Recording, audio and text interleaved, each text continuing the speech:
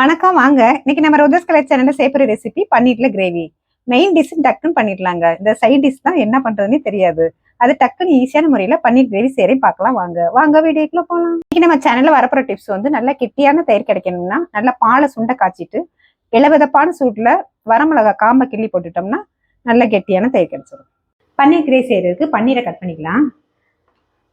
உங்களுக்கு எந்த சைஸ்ல வேணுமோ கட் பண்ணிக்கலாம். இன்னைக்கு நான் கொஞ்சம் ஸ்ட்ரைட்டாக கட் பண்ணுறேன். நீங்கள் கியூப்போட கட் பண்ணிக்கிறீங்க.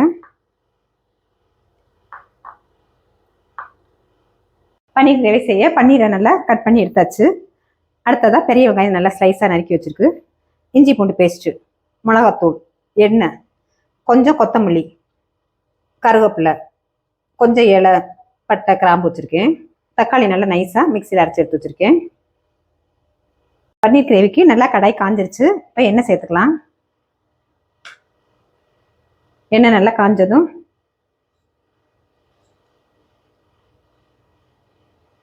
சோம்பு இந்த இதெல்லாம் சேர்த்துக்கலாம்.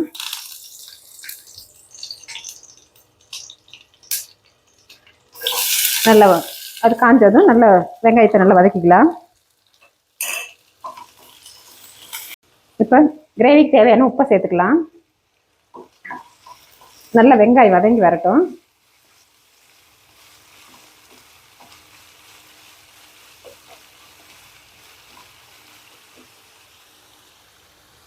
வெங்காயம் நல்லா வதங்கி வந்துருச்சு. இப்போ இஞ்சி பூண்டை சேர்த்துக்கலாம். நல்லா இஞ்சி பூண்டு பச்சை வாசனை போகிற வரைக்கும் நல்லா வதக்கி விட்டுக்கலாம்.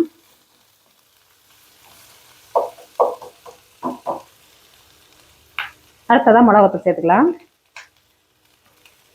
நான் காஷ்மீர் மிளகாத்தூள் தான் சேர்த்துக்கேன். நல்லா கலர் நல்லா இருக்கும்.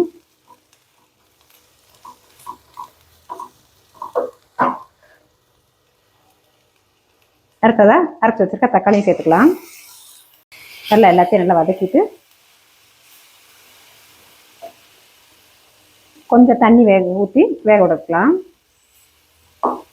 தண்ணி ஊற்றி நல்லா கொதி வர வரைக்கும் நல்லா வேக விட்டுக்கலாம்.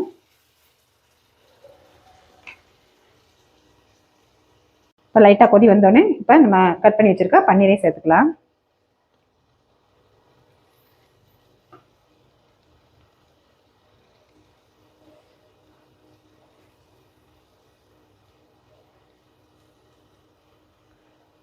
இப்போ அதை ஒரு மூடி போட்டு வேக விட்டுக்கலாம். ஒரு 10 நிமிஷம் வேகட்டும். இப்போ பன்னீர் கிரேவி வந்துருச்சான்னு பார்த்துக்கலாம். நல்லா கிரேவியாக வந்துருச்சு. நம்ம இந்த பன்னீரை வந்து மசாலா கூட சேர்த்து ஊற வச்சு ஸ்பைசியாக கூட செய்யலாம். ஆனால் இன்னைக்கு நான் அப்படியே தான் சேர்த்துருக்கேன்.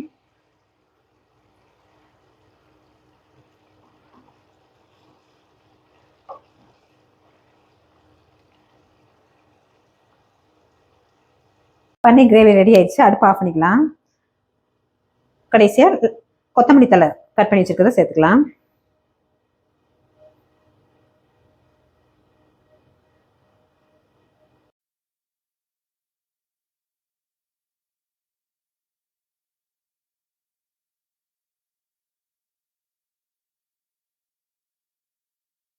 இப்போ செஞ்ச பன்னீர் கிரேவி சப்பாத்தி பரோட்டாக்கு மட்டும் இல்லாமல் வெரைட்டி ரைஸ்க்கும் வச்சு சாப்பிட்டீங்கன்னா டேஸ்ட் நல்லா இருக்கும். இப்போ செஞ்ச பன்னீர் கிரேவி பிடிச்சிருச்சுல, சப்ஸ்கிரைப் பண்ணுங்க, லைக் பண்ணுங்க, ஃப்ரெண்ட்ஸ் அண்ட் ஃபேமிலிக்கு ஷேர் பண்ணுங்க. தேங்க்யூ ஃபார் வாட்சிங்.